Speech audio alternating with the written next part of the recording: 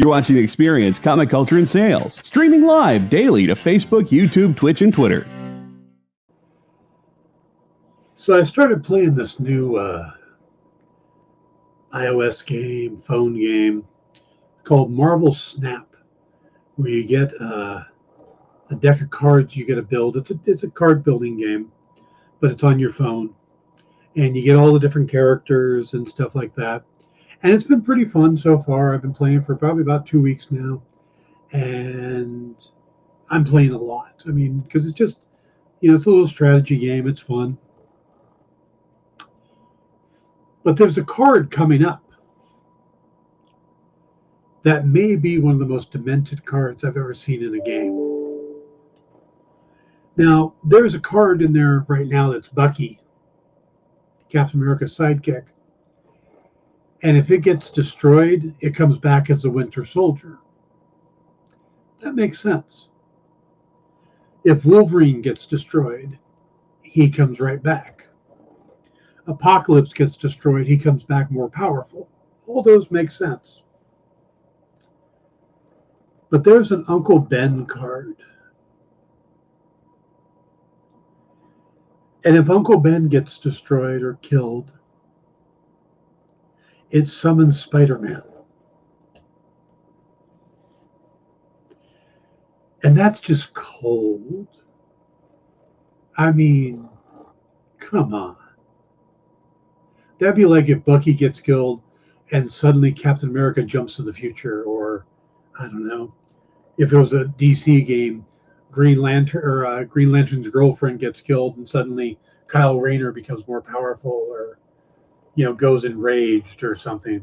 So yeah,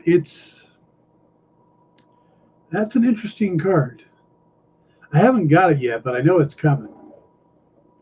So it's a fun game, by the way. It really is. I'm having fun. If any of you are playing and you come across a player named Dennick, Dennick, that's me. So, all right, guys, let's go with it. Welcome to the Dan Wickline Show.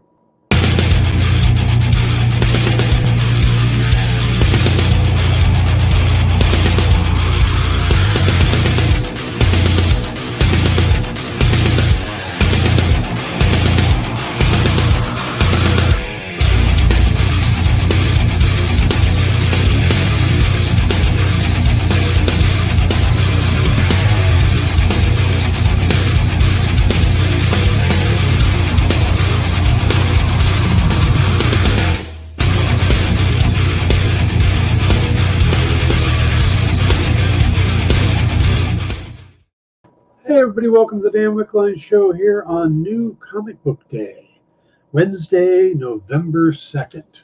Hopefully you're heading out to your comic shop. If you don't know where your comic shop is, go to comicshoplocator.com, put in your zip code. It'll tell you where your local shops are. If you're traveling, that's a great way to find local shops that you can go check out, see what deals they got. Comic Shop Locator tells you the times and everything. It's great. So check out Comic Shop Locator if you need a new store, if you need to find one in the area you're in. And there are some really good books coming out today. There's the new Batman and the Joker Deadly Duo book from Mark Silvestri, and that's going to be a big book. He's been working on that for a long time. I met him a couple years ago when I was doing the freeze over at Top Cow, and Matt Hawkins took me over to meet him, and he was working on pages then and was showing me pages. So he's been working on this Batman book for a very long time, and it looks awesome. So I'm looking forward to that. There's a couple new Dynamite books. There's a Vampirella versus Red Sonja, which I had the chance to read last night, which was a lot of fun. There's a new book called Cherish, a character designed by Mark Silvestri. So you get two Mark Silvestri things in one, and the cover of the book, or the main cover, is a Mark Silvestri cover. So that's a lot of Mark Silvestri in the shop when normally there's not that much. On Cherish, there's also a Brett Booth cover. There's an Eric Canetti cover. Eric Canetti is a great artist. I don't know if most of you know who he is, but he's also an old friend, and he's very talented. should check him out. And yeah, there's some really good books coming out this week. You should definitely hit the comic shop, pick yourself up some stuff, spend a few bucks. So, all right.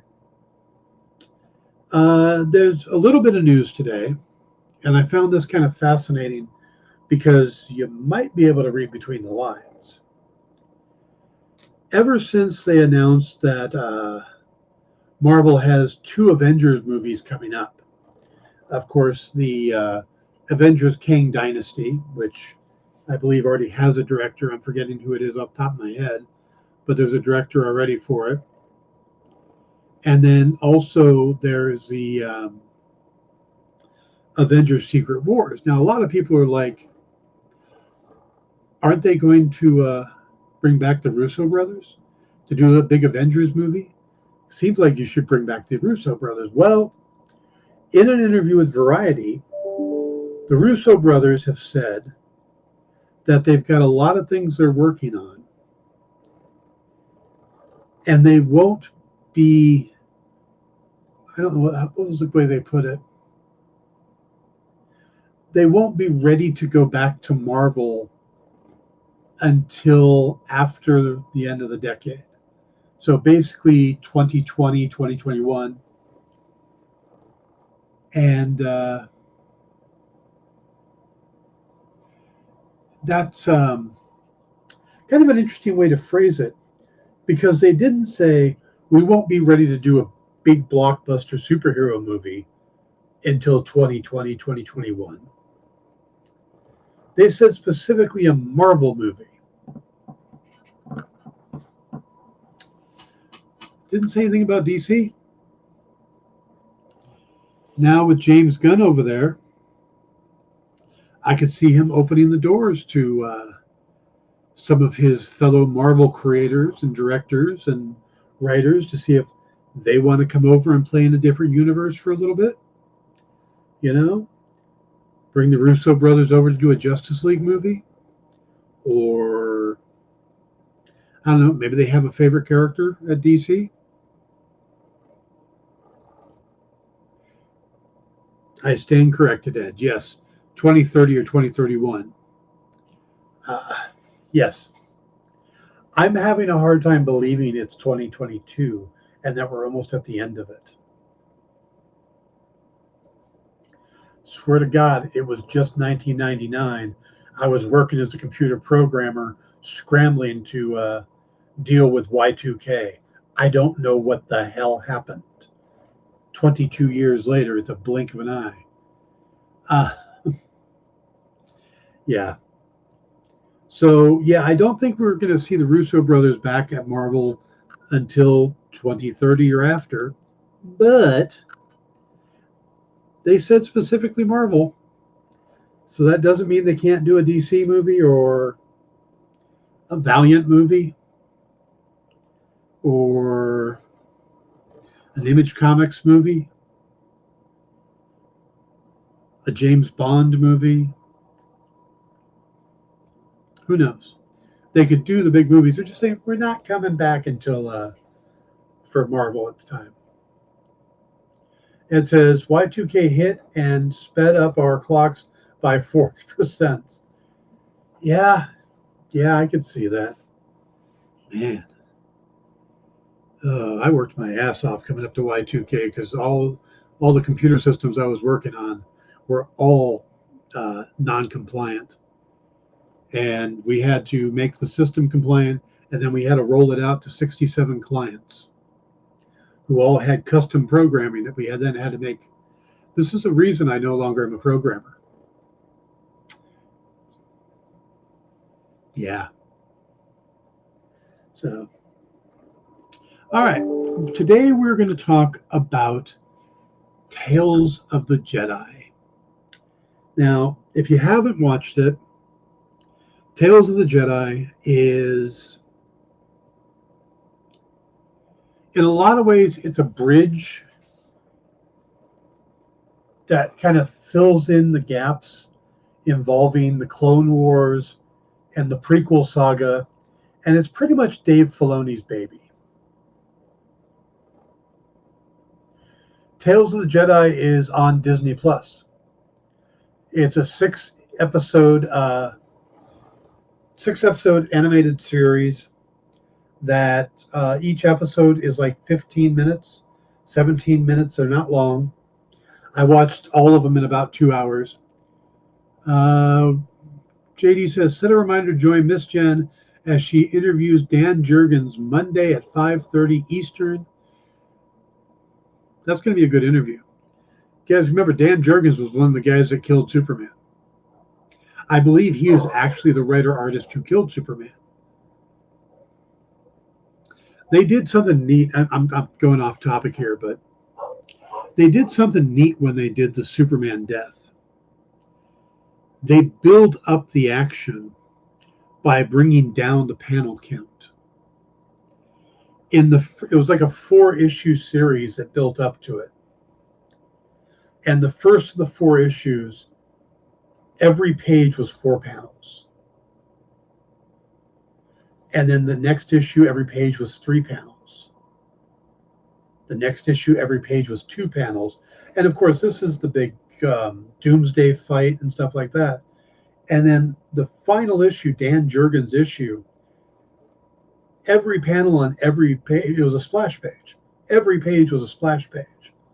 And I've never seen anybody pull that off before, or even try to, where they through 4 books, they bring it down like that. And I thought that was pretty cool. Ed says, I learned something new today. Did you know the original Superman concept?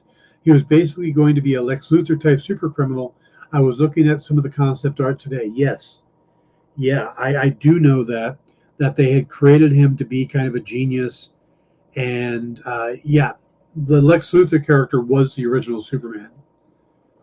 And then they switched it. But yeah, because no one wanted it in that version.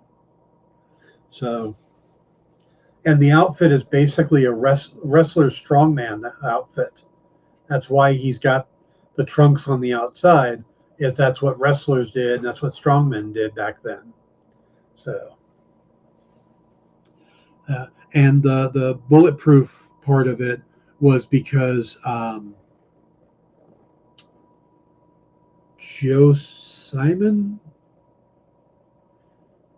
Shuster, one of the 2 creators' father was murdered was shot during a robbery. So he wrote in the bulletproofness just because he had already lost his father to a bullet shot. So he wanted his hero to be bulletproof. Yep. And he wasn't going to fly. He could just leap. That's why it's, leap in tall bounds. Yeah, there's a lot of really great Superman history out there. But I love comic book history. I love when you go through stuff like that.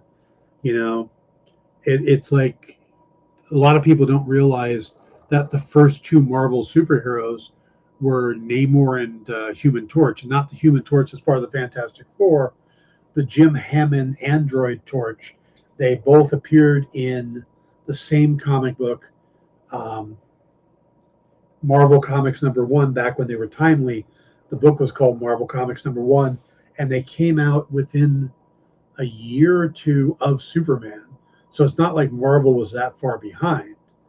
They had Namor, and then they had Human Torch, and those were the big characters. Then they brought in, there was a Vision character, there was a few others, and then Captain America. JD says, I read that comic online, was interesting. It says, maybe in the slow season we could do a history show once a week and talk about different characters' history each week. That would be fun. I agree. That would be. There are some really good books out there that cover the history of some of these characters. Some really good write-ups. I recently participated in an upcoming book that looks at certain characters' origins over the years and how they have changed. And I got to research one particular character who is currently in the MCU character, and how much his origin changed. And when that book comes out, I'll let you know. But I did a 10,000 word essay on it, and that'll be coming out hopefully early next year. So, and there's like 6 different heroes, 3 Marvel and 3 DC that we approach. So 6 different authors. So I'm looking forward to reading the rest of the book because I had a ton of fun writing the article. Also, Ed, if you like history and stuff, on my own YouTube page, I like to dive into psychology of villains, and I've done 2 so far. I'm going to do more, but the psychology of Lex Luthor and the psychology of the Riddler, and I go into the histories of the characters, how they work in the comics, how they're perceived now, where, how they've been adapted to live action and animation, where they've gotten it right, where they've gotten it wrong, which actors were better.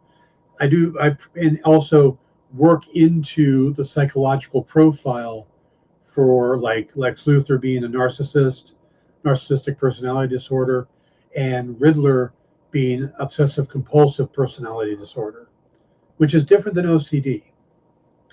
So,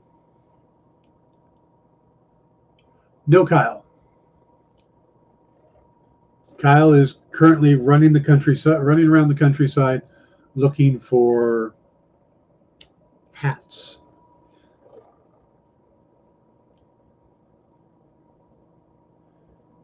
Thank you. No Sean either. Hey, Richard. Jay's here. JD's on the board. So, and yeah, up in the chat, you can see the link to my YouTube channel. I will be doing more. I'm just trying to think of, I don't want to just do Batman and Superman villains. So I've thought about doing Captain Cold as another one because of the fact that he has this code of honor. I want to figure out how psychologically that comes about. That yes, I'm a villain, but there are lines I won't cross.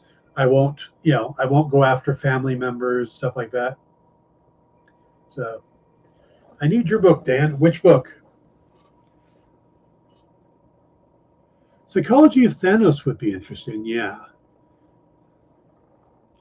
that would be a good one, because I think the character in the movies is very different than the character in the comics, because the character in the comics is doing it for love. He's in love with death, and that's his motivation, where the character in the movies is trying to solve basically world hunger. He's trying to solve overpopulation. And let's see, I was never able to get a copy of your book that came out in September. That's Karma. There should be copies on Amazon and Dynamic Forces, stuff like that. The Psychology of Groot. In the Comics is a Cool Coast, now on Facebook. The Psychology of Groot. Doesn't fall in the villain category, but I like that. I like that a lot. So, yeah. Yeah, we are way off topic. So let's go ahead and we'll take our first break, and when we come back, we'll start talking about Tales of the Jedi. We'll be right back. Did you know that every experience show, including some exclusive content, streams on Twitch? Check it out, twitch.tv/the_EXP. Or just scan that QR code.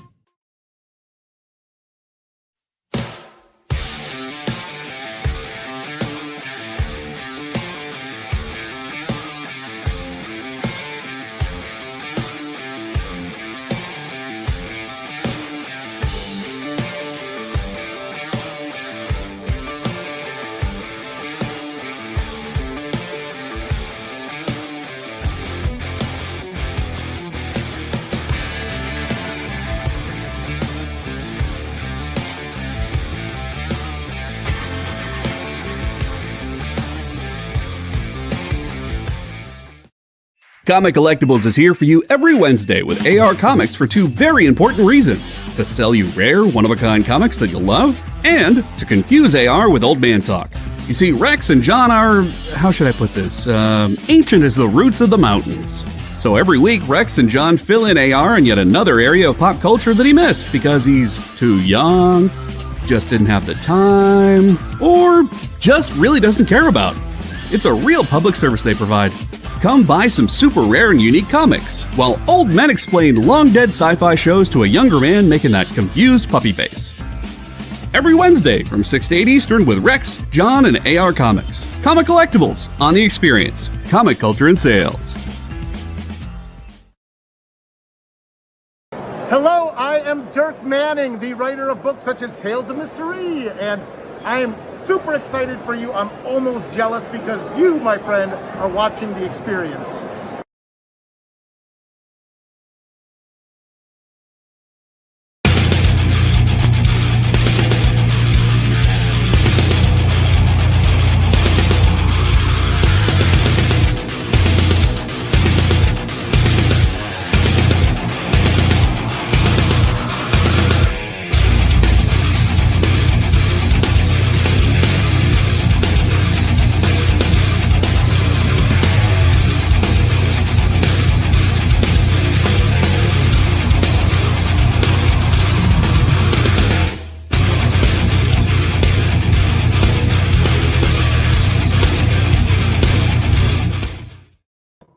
Hey everybody, welcome back to the Dan Wickline Show here on The Experience.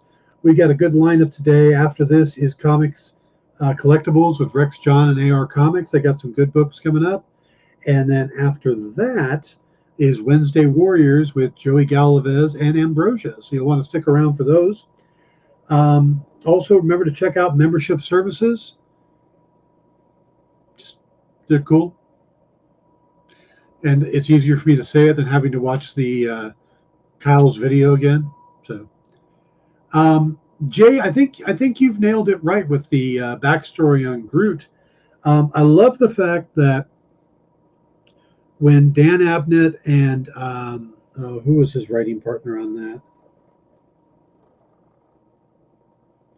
I can't think of his name. But when they decided to do Guardians of the Galaxy, and they brought all those different characters together, that was not the Guardians of the Galaxy that most people knew. Guardians of the Galaxy that most people knew was the one that Jim Valentino made his name on.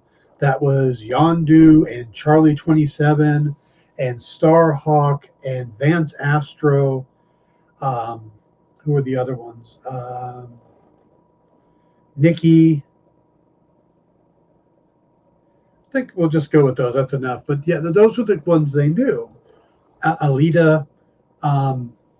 So when they brought back the Guardians of the Galaxy, and they kind of went around and just kind of picked from various places, and they got Rocket Raccoon, and Rocket Raccoon was a character that debuted in an episode of an issue of the Hulk, and for a while there, if you followed the Comic Buyer's Guide, it was the only issue of the Hulk to ever lose money. I think it was a 75-cent comic, and it dropped down like 68 cents initially because everybody's like, nobody wants this character. It's a silly character. Then they started doing stuff with it, and Rocket Raccoon's kind of built up. That was a Bill Mantlo creation. And then Groot, they pulled from an old horror comic that they used to do before they started doing superheroes. And yeah, he was the Terror of Planet X, or the Emperor of Planet X, or whatever it was. Gamora, they borrowed from the Jim Starlin stuff. Same with Drax. And Mantis was an old Avengers character. And Star-Lord had been around for years in the 70s and stuff, but nobody had really done much with him in a long time. So that writing team came in and they went, okay, we're going to take these obscure characters that nobody's ever really done anything with, and we're going to put them together into this team. And the hell if that didn't work, you know? And I find it interesting that when it came time to, I mean, eventually they added Adam Warlock and Moondragon and other cosmic characters as well. But it always blows my mind that they that's what they decided to do a movie about, because I would have bet money against that working. It's such an eclectic group. You know, you have one human, everybody else is alien. A talking raccoon, a talking tree that says one line, a big guy, a big green guy, a green girl who can fight. It's kind of strange, and it's a hit. So, JD's got the link to the Amazon listing for Karma, and I'm just going to say this. Don't be surprised if there's more Karma news in the future. Just say it. So, I'm not saying what it is, just there may be more Karma news in the future. So, all right.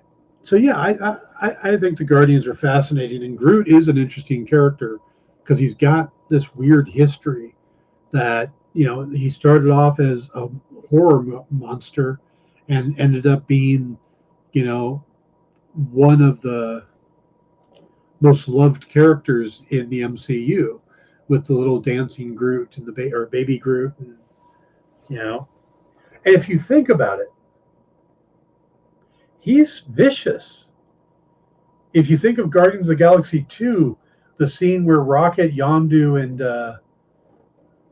Baby Groot are walking through the ship, and that one song's playing, and the Yaka arrow is going around just killing all those people, and he sees the guys that, you know, that tortured him, and he just tears them apart, you know. So Groot is a fascinating character.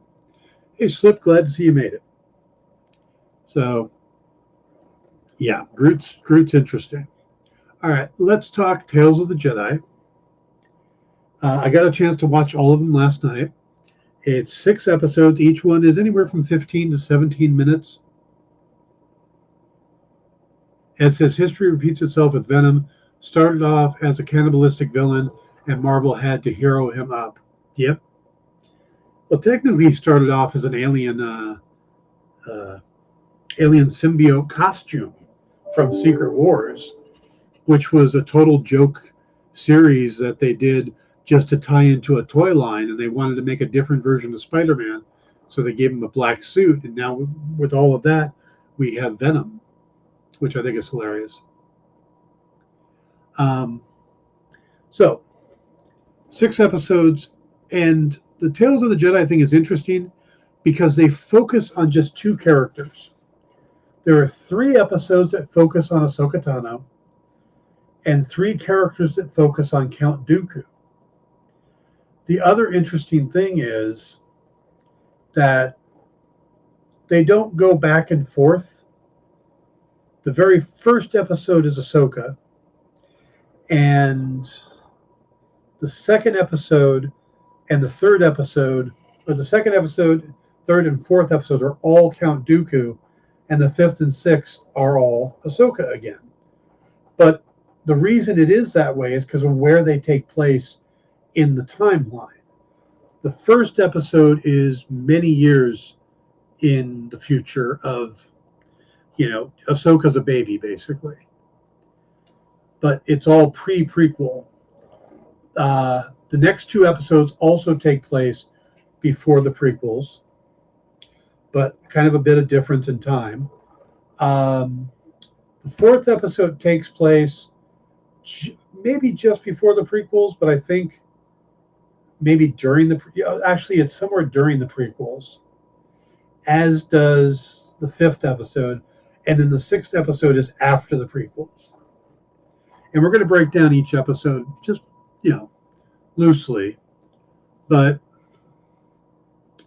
some of them were really good and interesting and fill in kind of information, while others were like a little derivative and a little obvious. The first one being the problem. And I'll tell you this, so if you go into it and you watch the first one and you're like, I don't need to watch this, the other ones are better. Now, the first one's not a bad story. It's about Ahsoka as a baby and her mother taking her out on a hunt. And it's part of a ritual that her people have. But they end up being attacked by this saber-toothed creature. Hey, Kenneth. And the creature takes off with the baby. And they're hunting for it, and they can't find it. And we get the first idea that Ahsoka's a Jedi.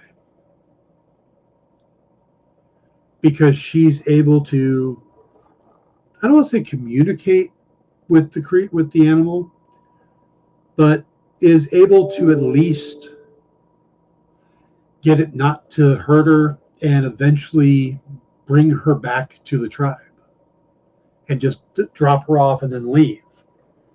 And this is, it just felt like a very obvious story. You know, we know Ahsoka's a Jedi. There's a good chance we're seeing her as a baby. We're going to get a Jedi story. We're going to see her powers. It's the first episode is very obvious.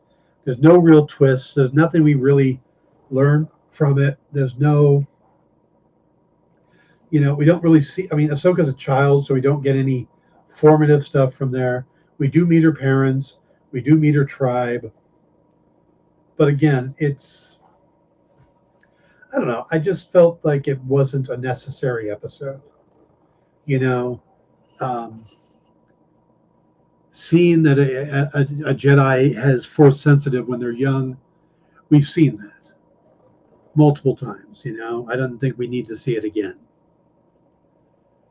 Now, that said, episode 2 is really interesting. Episode 2 is Dooku and a young Qui-Gon Jinn, when he's still Dooku's apprentice, going to deal with the fact a senator's son has been kidnapped. And we can see early on that Dooku may tend towards aggressive tactics, where Qui-Gon is more of the diplomat. And they make both of them look younger. Voice-wise here is interesting because they get Corey Burton to do the voice of Dooku. And he did it in the Clone Wars. And, of course, Christopher Lee is no longer with us, so that makes sense. They get Liam Neeson's son to voice the younger Qui-Gon Jinn, which makes sense because he's going to sound a younger version of his dad. So this is a pretty fascinating episode. It shows us the dichotomy between the two and how just because your master is one way doesn't mean that's how you're going to turn out. And we start seeing that Qui-Gon has a strong connection. Dooku has a strong connection to Qui-Gon. He actually cares about him in whatever way Dooku can. But it's a pretty interesting episode. But there's also a twist where we find out that the reason the locals kidnapped the senator's son is because the senator is abusing his power.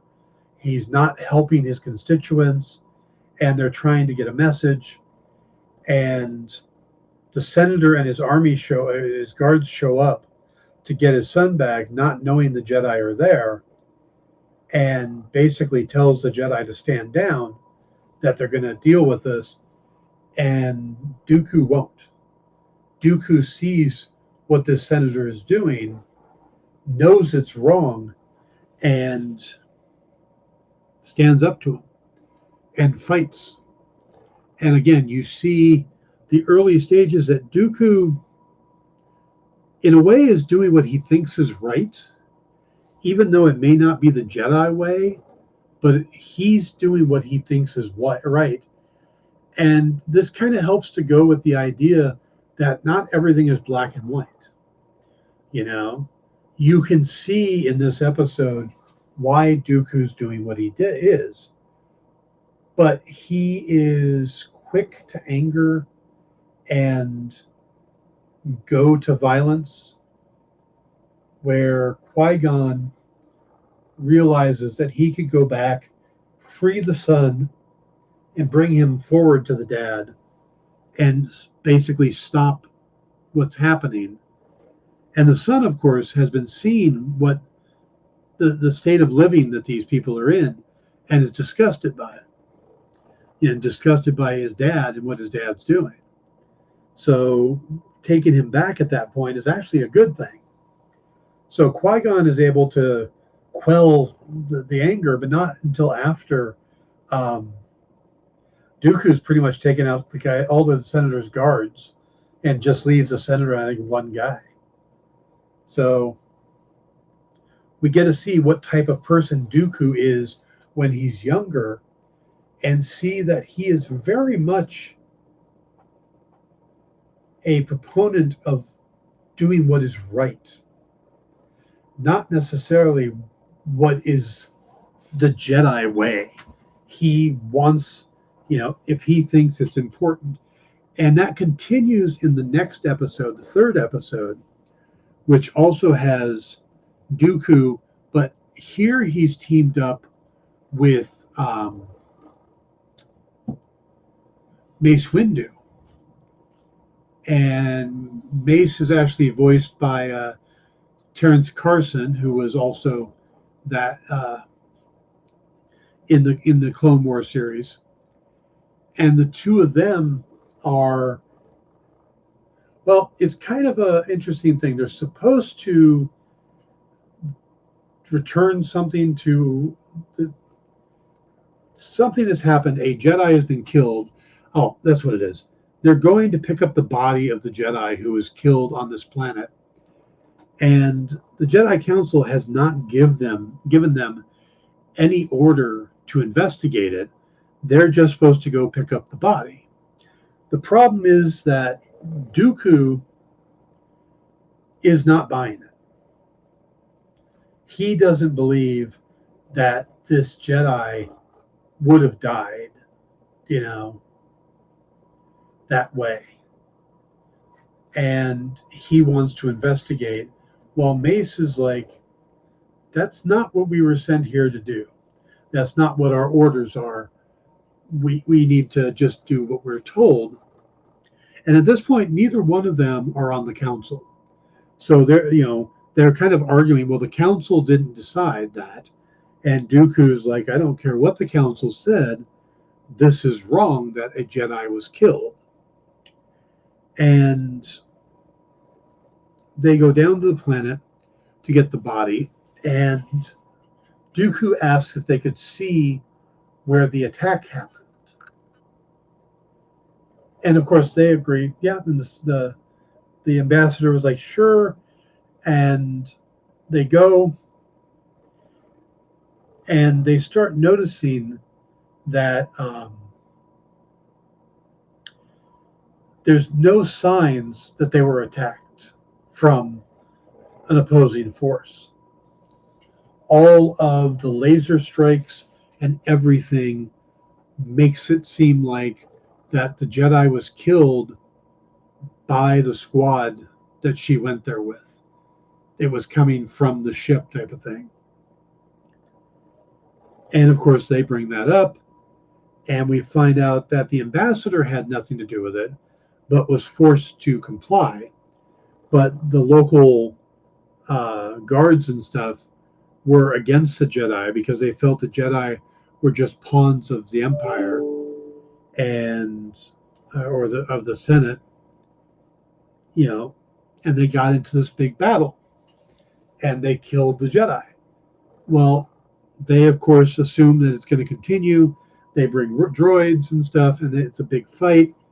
And we get to see Mace and Dooku fighting these robots and these soldiers, and they get down to like one, And again, these are two badass Jedis. Dooku is a powerful Jedi. He can fight like crazy, as can Mace Windu. So I thought that was very interesting to see that. And then once they realize what the truth is and they get it resolved, when they head back and they give their report, we discover that they were looking at Mace and Dooku as a possible addition to the council, and having judged their actions on this planet, they decided that Mace was the better choice. Now, Dooku, of course, asks, did you know this before we went out there, that they were looking at us and they sent us on this mission because of that, to find out which one of us is the better choice? And Mace is like, no, I was not aware of that. They didn't make me aware of that till I got back. But you can see the resentment from Dooku at that point. He's starting to resent the Jedi Council, resent the rules involved with that, because he still thinks doing what's right is more important than doing what the Council thinks. That, it's butting of heads, which I think is really interesting. So, all right, so that's the third episode. And before we get to the back three, we're going to take our other break, and we'll be right back. As soon as JD wakes up.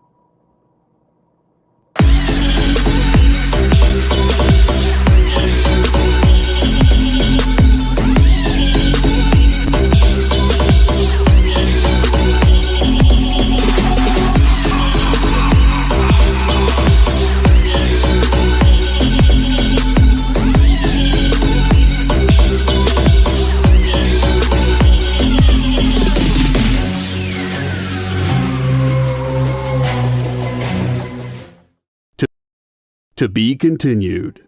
3 little words that hold the secret to the next great story.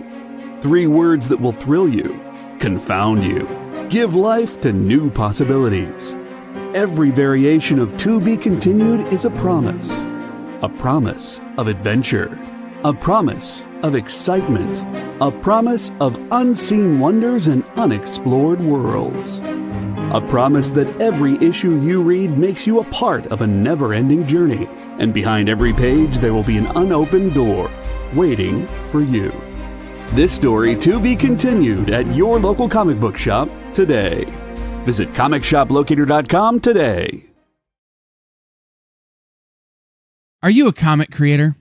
Are you a publisher? Do you make a comic book product? Do you own a retail store? Do you do something I haven't thought of? Who are you and what do you do? Let us know by advertising on the experience and invite our viewers to patronize your product. Message the EXP on social media or email us the_EXP@yahoo.com for more details.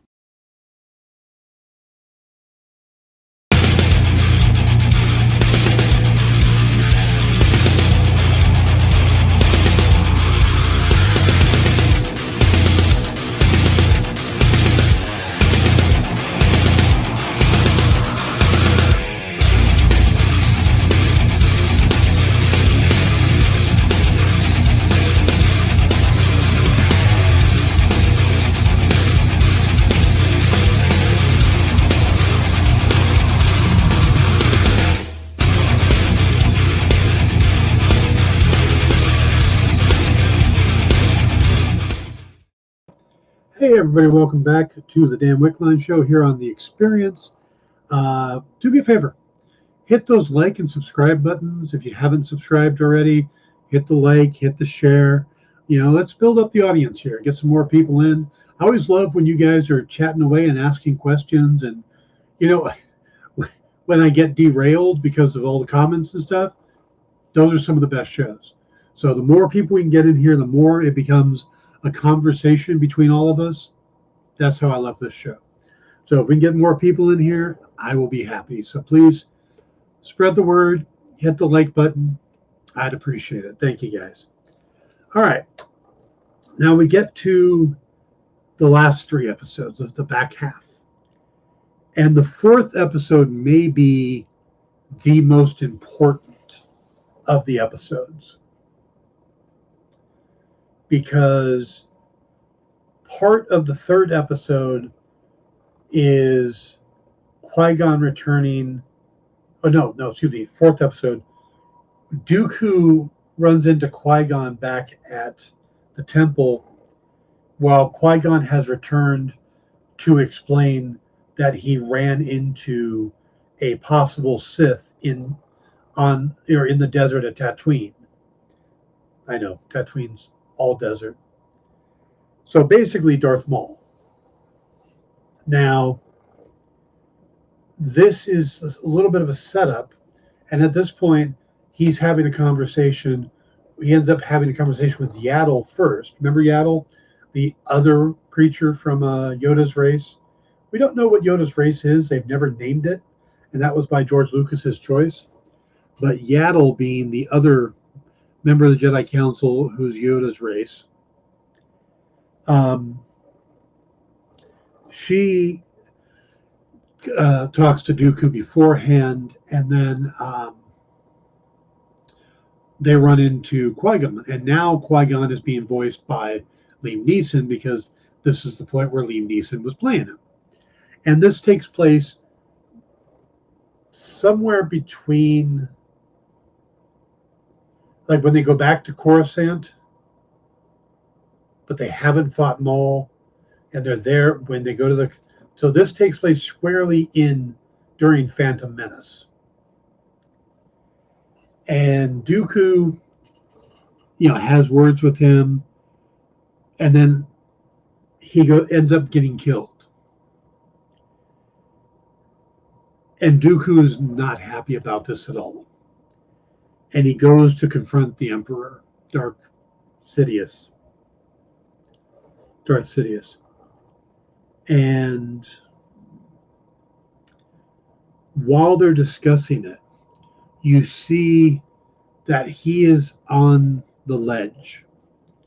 He's going down that path, and I think it's because the council has stymied him in his wanting to do the right thing so often. And maybe if he had been left alone at that point, he would have came back. But Yaddle had followed him. And they weren't at Qui-Gon's funeral. This was all happening during Qui-Gon's funeral. And Yaddle confronts them with the idea of saving Dooku from the dark side and taking out the Emperor. At that point, she doesn't know, Darth Sidious, she doesn't know it's Palpatine, any of that stuff. This ends up being a battle between Yaddle and Dooku, and we finally get to see Yaddle's fate. This is why we haven't seen Yaddle in anything else other than the Phantom Menace, is that Dooku ends up going to the dark side during the fight, or just making his decision, and kills her. So, if you've ever wondered what happened to Yaddle after her being introduced, this is it. This is them filling in that part of the story. And I thought that was probably the most interesting thing to happen in this entire series. Everything else is a little backstory here, connecting the dots, seeing how Dooku felt about Qui-Gon and felt about the council, why he went from being, a rich guy to a Jedi to being a Sith. And this is pretty much the journey. And part of it involves the death of Qui-Gon. And it's partly because the council refused to take Qui-Gon's warning seriously. They did. They went, no, the Sith aren't back. No, I mean, whatever you saw, it wasn't what you thought you saw, and they believe, or he believes, it led to Qui-Gon's death, and he's actually angry at the Emperor for it. He said that you've gone too far, and he had hoped to bring Qui-Gon over because Qui-Gon also butted heads with the Council a lot. And Dooku thought it was possible to bring his apprentice over, even though he was a full-fledged master at that point and had his own apprentice. It was, his goal to bring Qui-Gon over to the dark side, and he wasn't going to be able to because Maul killed him, and he was not happy about that. And again, if Yaddle hadn't shown up, maybe it would have gone to the point where he went back to the Jedi. But that confrontation moment kind of pushed him down the path the furthest, finished it off. And then him actually killing Yaddle was the final blow. So, and that's also where the Dooku story ends. So you get 3 episodes of Dooku, all that take place prior to the prequels and then during Phantom Menace. And yeah, those are great. And I don't have a problem with the Ahsoka ones, but they don't seem to have the same weight, where the Dooku ones, we're seeing him turn, we're seeing him interact with the other Jedi and stuff like that, where the Ahsoka one is, oh, well, here she was as a baby when we got the first sight of her Jedi powers. And then the next one was basically a training thing where she was training first with droids, and then Anakin actually takes her to the 501st, or whatever Dooku was Christopher Lee, correct. To the group that, Dooku or Anakin takes her to the group that she ends up fighting with and has them shoot at her on stun, and her blocking stuff and working with the clone troopers to become a better Jedi and to become a better fighter. And all of that's great. And we see Anakin's way of training is different than most other Jedis and stuff. So it's interesting, but again, it doesn't carry the weight of a Jedi becoming, what made a Jedi become a Sith, or even what happened to Yaddle. So I think it doesn't have that weight. And then the final episode of the series is after Order 66, after Revenge of the Sith. This is Ahsoka hiding out on a planet using an assumed name, and all of these were Dave Filoni. Dave Filoni wrote all of these, or at least he was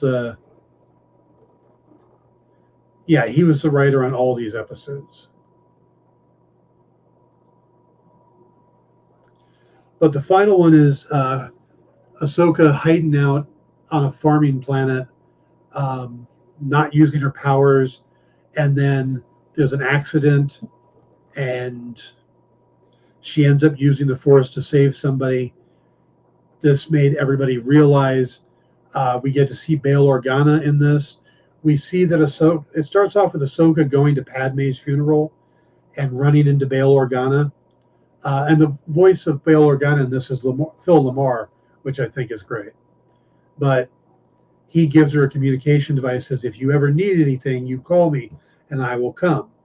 Well, one of the villagers that realizes that she's a Jedi calls the Empire. He's an Empire sympathizer, calls them, and of course, they send an Inquisitor, voiced by Clancy Brown, and it's the 6th brother, and there is a fight, and it's a short fight. The Inquisitor looks badass, but loses to Ahsoka, who is, And this is also the Inquisitor she kills and then gets the 2 crystals because of his double-ended lightsaber. And that's how she cleanses the crystals and ends up with the 2 white lightsabers. Those are the crystals. So at least that part of the story is important.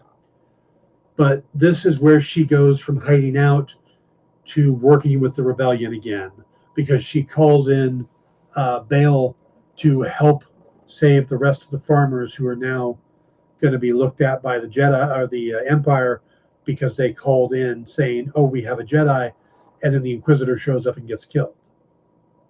So that's basically what these 6 stories were about, filling in the blanks, filling in the gaps.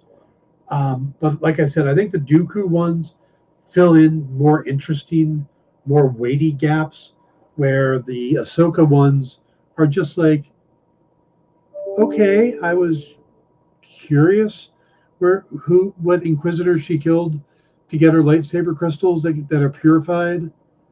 I didn't really care how she got her training.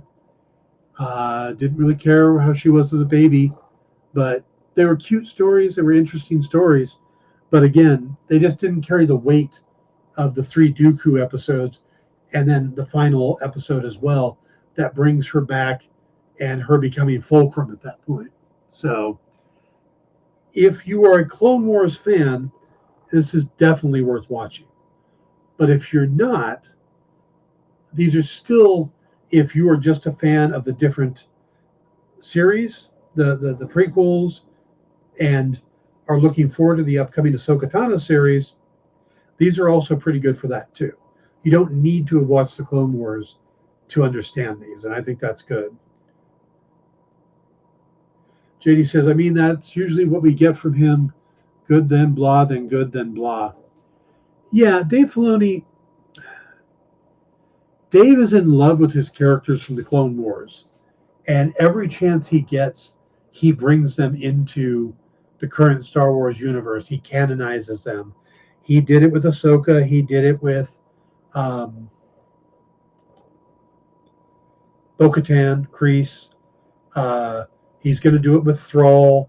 He's doing it with Rebels, with Ezra Bridger and Sabina Wren. So, yeah, he's bringing all those characters in because he loves the Clone Wars. And there are a lot of people that love the Clone Wars, and there's a lot of people who have never watched a single episode because they don't like animation.